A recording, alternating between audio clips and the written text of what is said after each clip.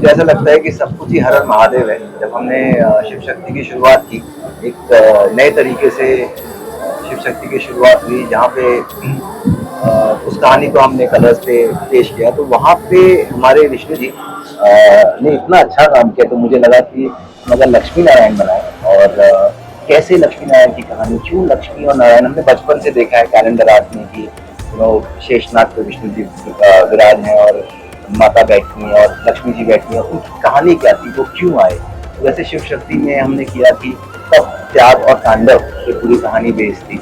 यहाँ पर सुख, सामर्थ्य और संतुलन। सुख मतलब हर इंसान को जिंदगी में सुख चाहिए, सामर्थ्य आपको स्ट्रांग बनाता है और संतुलन लाइफ में कैसे आप बैलेंस लाते हो। तो इस कोर थॉट के साथ में लक्ष्मी नारायण शुरू हुआ, पर बिना लक्ष्मी जी के नारायण तो बन ही नहीं सकते। कहते हैं हम कि बिना लक्ष्मी ही नर को नारायण बना।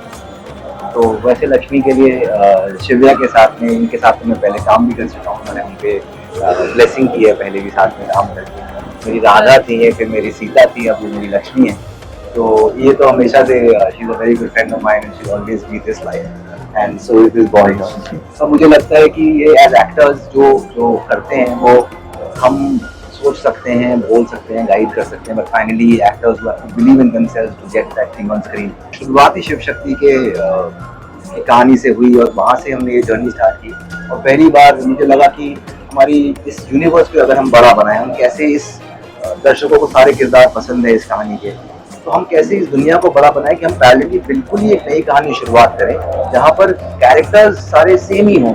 जो जो एक्टर्स यहाँ पर हैं, जो किरदार प्ले कर रहे हैं, दर्शकों को ऑलरेडी पसंद है, वो किस तरह से इस कहानी में भी आए। तो दर्शकों के लिए इट्स लाइक जो चीज़ें आप पसंद करते हो उन्हीं एक्टर्स के साथ में, उन्हीं किरदारों के साथ में एक नई कहानी, तो उस सोच के साथ में हम लेके आ रहे हैं ये वाली कहानी। आई थिंक मैं ये बोलना चाहती हूँ, जैसे हर कहानी कुछ ना कुछ सिखाती है, और मैं हमेशा से, अगर आप मतलब अपनी जनरेशन की और अपनी चीज़ें नहीं देखी हैं, तो राधा से हमने प्रेम सीखा, सीता से भी हमने त्याग सीखा, प्रेम में त्याग क्या होता है, वही मैं जानना चाहती थी कि लक्ष्मी नारायण की जो भी स्टोरीज हैं वो साथ में कैसे हैं, उनके कैसे अलग अलग अवतार हुए और वो क्यों बिछड़े, और जो प्यार का मीनिंग होता है, जो कि आई थिंक हमारी जनरेशन को, हमारी ऑडियंस को समझना चाहिए।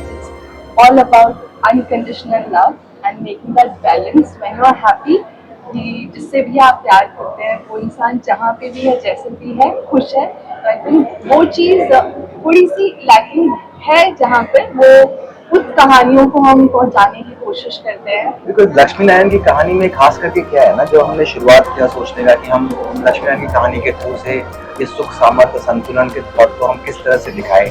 बिकॉज इतने इम्पोर्टेंट, अगर मैं कहूँ तो विश्व की रचना करते हैं विष्णु, माता लक्ष्मी की सबको कामना है, हर को लक्ष्मी चाहिए, सबको जिंदगी में लक्ष्मी चाहिए। तो ये जो कहानी का भाव है, क्योंकि इनके पास भी एक काम है, इनको एक दुनिया के लिए एक आधार बनना है, क्योंकि इनकी जिंदगी से दुनिया को कुछ सीख मिलनी चाहिए। तो हर बार दो लोग जो शादीशुदा हैं या मैरिड हैं, अगर आज से कॉन्टेक्स्ट में बात करें, तो कैसे वो एक दूसरे के लिए अगर साथ में सुख लाएं, कैसे एक दूसरे का सामर्थ्य मतलब स्ट्रेंथ ऐड करें, और कैसे दोनों मिलकर जिंदगी में बैलेंस लाएं।